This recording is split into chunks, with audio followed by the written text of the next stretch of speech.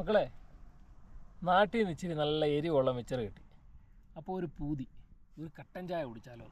നമുക്ക് ചായ കുടിക്കണേ വൈബ് വേണം. അപ്പോൾ കിലോമീറ്ററുകൾ യാത്ര ചെയ്തെന്ന് പറഞ്ഞാലും നമ്മൾ വൈബ് ഉണ്ടെങ്കിലേ കട്ടൻ ചായ കുടിക്കത്തുള്ളൂ. അപ്പം അങ്ങനെ എൻ്റെ റൂമിൽ നിന്ന് ഏകദേശം ഒരു 60 കിലോമീറ്ററോളം ഞാൻ യാത്ര ചെയ്ത് കട്ടൻ ചായ കുടിക്കാൻ വന്ന സ്ഥലമാണ് കേട്ടോ ഇത്. കട്ടൻ ചായ വാങ്ങിച്ചു കുടിക്കാനല്ല, ഞാൻ തന്നെത്താനെ വെച്ച് ഞാൻ തന്നെത്താനെ ഒറ്റയ്ക്ക് മിച്ചറൊക്കെ തിന്ന് കട്ടൻ ചായയൊക്കെ കുടിച്ച് നല്ലോണം ആസ്വദിച്ചിട്ട് പോകാൻ പറ്റിയൊരു സ്പോട്ടിലായിരുന്നു വന്നിരിക്കുന്നത് കേട്ടോ.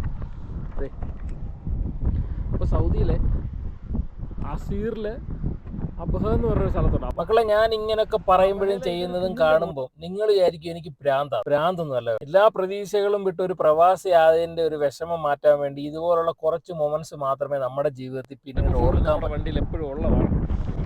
ടെൻറ്റ് മാത്രമേ ഉള്ളൂ, നമ്മളെപ്പോഴും ഇങ്ങനെ കൂടെ കൊണ്ടു നടക്കാതെ. ടെൻറ്റ് പർപ്പസ്ഫുള്ളി മാത്രമേ നമ്മൾ എടുക്കാറുള്ളൂ. അപ്പോൾ അതെ, നമ്മൾ ഏകദേശം കട്ടൻ ചായ ഇടാനുള്ള സാധനങ്ങളെല്ലാം തയ്യാറാക്കി വെച്ചിട്ടുണ്ട്. അപ്പോൾ ഇനി വെള്ളം എടുക്കണം.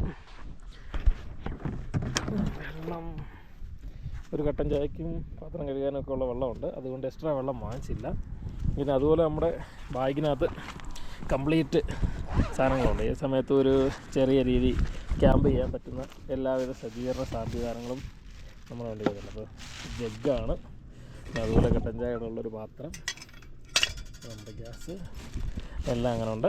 നമ്മളിപ്പോൾ ഒരു പ്രവാസിയെക്കുറിച്ച് പറയുകയാണെന്നുണ്ടെങ്കിൽ നാടും വീടും കുടുംബവും കൂട്ടുകാരെ എല്ലാം ഉപേക്ഷിച്ച് മറ്റുള്ളവരുടെ സന്തോഷത്തിന് വേണ്ടി കടൽ കടന്ന് വരുന്നവനെയാണ് പ്രവാസി എന്ന് പറയുന്നത്.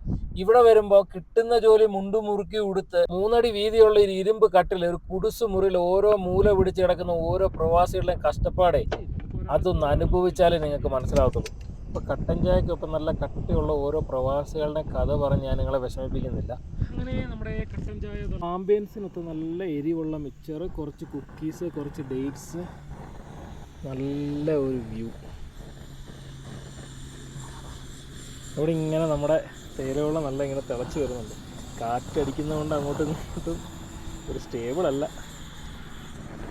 ഇതാ താഴെയൊക്കെ ഇങ്ങനെ ലൈറ്റൊക്കെ തെളിഞ്ഞിങ്ങനെ തുടങ്ങി.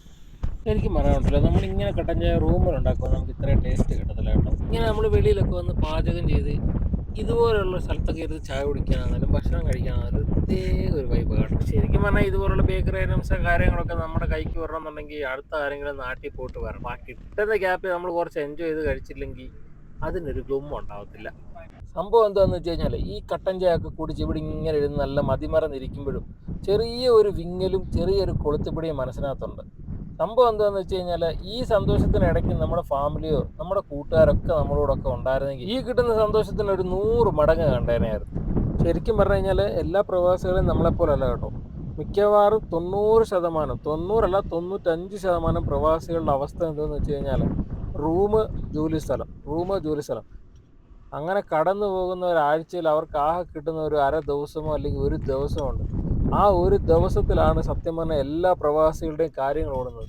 അതിപ്പോൾ ഭക്ഷണമാണെങ്കിലും ഉറക്കമാണെങ്കിലും സാധനം വാങ്ങാനാണെങ്കിലും എല്ലാത്തിനും നമ്മൾ സമയം കണ്ടെത്തേണ്ടത് ഈ ഒരു ദിവസത്തിൽ. അങ്ങനെ ആഴ്ചയിൽ ഒരു ദിവസം മാത്രം നല്ലപോലെ ഉറങ്ങി നല്ലപോലെ ആഹാരം കഴിച്ച് ആ 3 അടിയുള്ള ഇരുമ്പ് കെട്ടിലേക്ക് കിടന്നിട്ട് വീട്ടുകാരെയും കൂട്ടുകാരെയും ഒക്കെ വിളിക്കുമ്പോൾ കിട്ടുന്ന ഒരു അവഗണനയുണ്ട്. അതും കൂടെ ആയിക്കഴിഞ്ഞാൽ ശുഭം. എന്നിട്ട് ലാസ്റ്റ് ഒരു ഡയലോഗ്, നീ പ്രവാസി ആയി കഴിഞ്ഞപ്പോൾ ഞങ്ങളെയൊക്കെ അങ്ങ് മറന്നില്ലേ. ഇപ്പം നമ്മുടെ മനസ്സിലോട്ടൊരു ചിന്ത, ശരിക്കും ഞാൻ പ്രവാസി ആയതുകൊണ്ടാണ് എനിക്ക് കുറച്ചുപേരെയൊക്കെ മനസ്സിലാക്കാൻ പറ്റി. മക്കളെ, കുറച്ച് നേരം കൂടി ഇവിടെ ഇരുന്ന് ഈ വ്യൂ ഒക്കെ അന്ന് ആസ്വദിച്ച് ചായ ഒക്കെ കുടിച്ചിട്ട് പതുക്കെ വീട്ടിലോട്ട് പോകും. നല്ല ഇരുട്ടി തുടങ്ങി കേട്ടോ. ഇനിയിപ്പം കുറച്ച് നേരം കഴിയുമ്പോഴത്തേന് ഇവിടെ നല്ല പാക്ക് ചെയ്ത് അങ്ങ് പോകാമെന്നുള്ളതേ ഉള്ളൂ. അപ്പോൾ നല്ലൊരു ആംബിയൻസിനോടൊപ്പം ഒരു നല്ല കിടുക്കാച്ച് കട്ടൻ ചായയും നാട്ടിലെ നല്ല എരിവുള്ള മിച്ചറും